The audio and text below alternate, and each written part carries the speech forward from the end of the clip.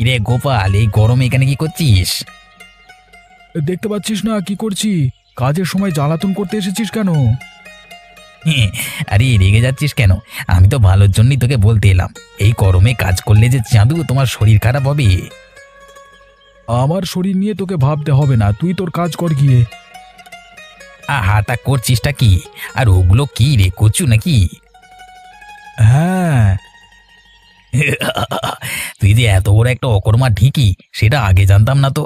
এই লোকে যখন এই গরমে অন্যান্য শাকসবজি ফলাচ্ছে, আর তুই কিনা সেখানে কচু চাষ করছিস, তোর বোধ বুদ্ধি সব আছে না গেছে? আছে। কেন, কচু চাষ খারাপটা কিসের? আজকাল কচু খায়টা কে শুনি? যত সব বাজে জিনিস, ওগুলো তো বিক্রি হবে না। তাতে তোর আয় বা হবে কত? হ্যাঁ, কচুর কত উপকার জানিস? রক্ত তৈরি করতে কত কাজে লাগে। আরে ধুর তোর, রাখ তোর সব যত জ্ঞানের কথা। ওসব বাজারে গিয়ে বলবি নাকি রে? তাহলে তো আরোই বিক্রি হবে না।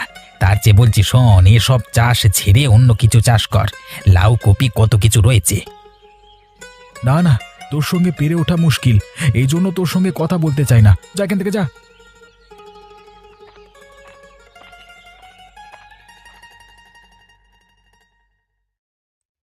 তুমি কাজে যাবে কিনা আগে বলো তো।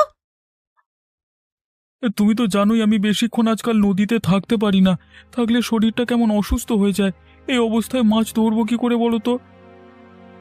আহা গো, কোথাকার কোন রাজার বেটা এলেন আমার, উনার নাকি জলে থাকলে শরীর অসুস্থ হয়ে যায়। তা তুমি জলে না নামলে আমাদের সংসারটা চলবে কি করে শুনি? আমাকে কিছুদিন সময় দাও, গরমটা একটু কমুক, তাহলে আবার যাব। আমি অত কথা শুনতে চাই না। বলি, কতদিন তুমি যাওনি সেই খেয়াল রেখেছো? যা আছে তাই দিয়ে চালাও না কিছুদিন।